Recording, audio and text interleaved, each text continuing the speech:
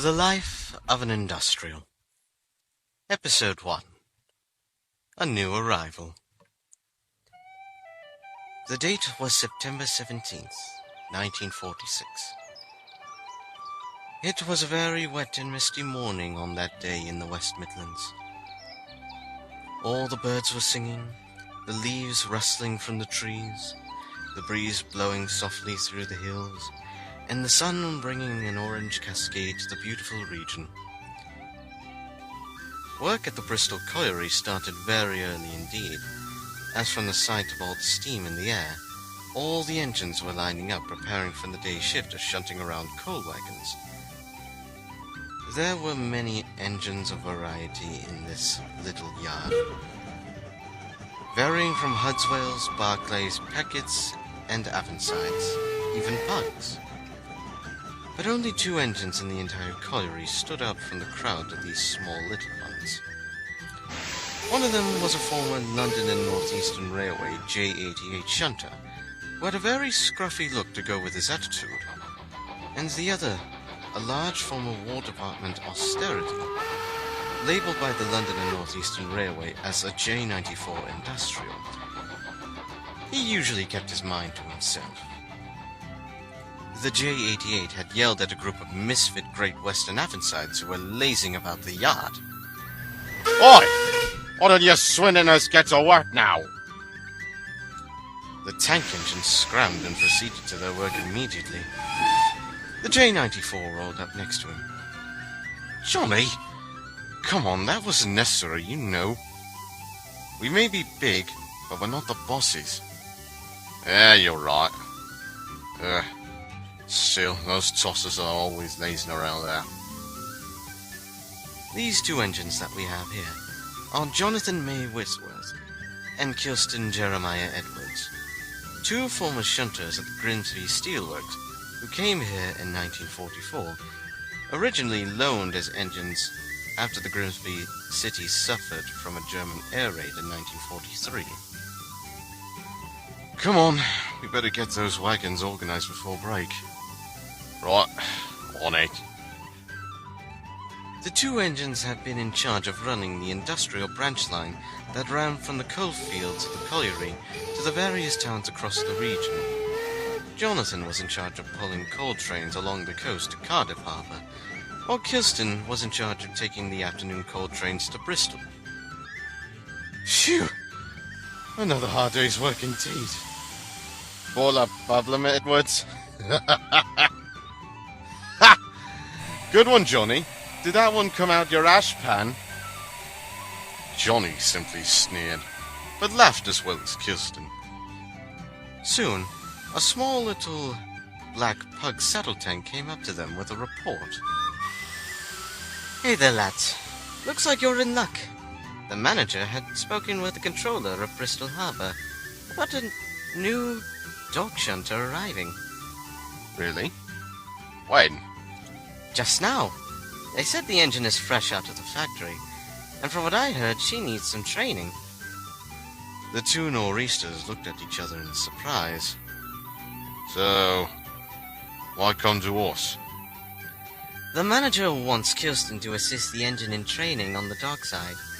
But he also said for you, Johnny, that you should train her in the mixed traffic work that we do around here. Kirsten was about to object, but Johnny intervened. Ah, well, of course. We will just get our next coal trains and we'll head for Bristol immediately. Great! I'll give Mr. Basil the news. And so Pug ran off to give the manager the news of Kirsten and Johnny's agreement. Kirsten, on the other hand, looked abruptly at Johnny in resentment. Johnny, what do you do that for? Ah, come on, Edwards. Better to be away from the soot for a few days than to be stuck with this lot. Kirsten sighed, but he perked up eventually. All right. I guess we're officially now mentors, or whatever you call them. There you go. I told you it won't be so bad. Kirsten still had his doubts about the job. He knew most factory fresh engines would be very klutzy and over-energetic on their first days, and he was worried if this engine was the same. Soon, when the coal trains were ready, the duo had set off for the Bristol dockyards. I hope this goes well. Just keep your head up, Edwards. By the time the pair had reached the docks, they were in for quite a surprise. The engine wasn't there. Not even a sign of smoke anywhere. That's strange. Where is he? I don't see an engineer. Maybe we ought to split up and search. Reluctantly, they both deposited their train on a siding and went up and down the dockside. Hello? Anyone there? Come on, show yourself. Oi, newbie! Where in the bloody hell are you? Johnny then heard small puffs coming from behind one of the box vans. Kirsten was the closest, and he heard them very abruptly. What the? Hey! Come on, show yourself! Johnny was searching on a dock where a small crane had been lifting crates of fish out of one of the fishing boats. Shush. Better not be one of those Caledonian dog shunters. They always smell fishier than the fish and chips at the pub nearby. Johnny was just about to move out of the crane's way when suddenly a loud whistle roared across the yard, and the crane operator accidentally released the crate of herring, and it fell and broke on top of Johnny. Oh, no! When the debris cleared, Johnny was covered from funnel to firebugs in slimy, disgusting red herring. Kirsten puffed up to him and found a hilarious sight.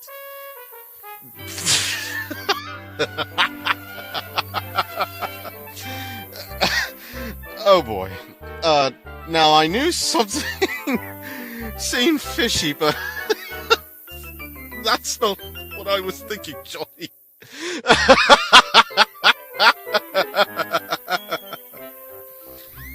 What I want to know is who the bloody hell made that whistle?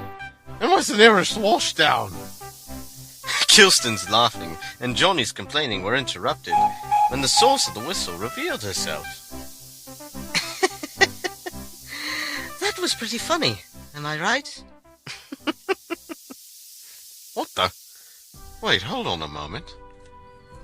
Kirsten took a good look at the engine who was right in front of him. She was painted in a glossy black. She had a short, stumpy funnel, a short, stumpy Midland boiler, and a short, stumpy dome. She had extended side tanks and had a very short coal bunker.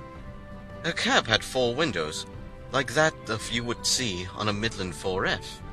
She even had small wheels with a short wheelbase and small Walshart's valve gear. Her number was number 7643, and she had the letters LMS painted in golden yellow on her sides. Huh. If I'd have to guess, you're an LMS 2F, aren't you? What? What's a Midlander doing all the way out there? The young shunter simply giggled with excitement. You two catch on quickly. My name is Madeline. What are yours? Oh yeah, introductions, right. I'm Kirsten J. Edwards. Or, Kirsten for short. That's what everyone calls me around here. And I'm Johnny. But you can call me Jonathan or whatever you prefer. Everyone calls me Johnny around here anyway. Madeline was really excited in meeting the two industrials. Madeline, Kirsten said, where did you come from and why are you here? Doesn't make sense why a Midlander is all the way down here in these parts. In fact, you're far from the LMS. Oh, yes, I'll tell you. I was put into my paces at Fleetwood Docks in Lancashire. But let's just say I may have lost some of my steel. So they sent me here to get some mentors. Which I'm sure are you two. Lost some steel? Wait, what? Oh dear. I heard that. Some engine dropped a truck full of 26,000 pounds worth of grade 60 steel into the harbour over there. That's you, isn't it? Yes? And what's the issue? As she smiled brightly. Edwards?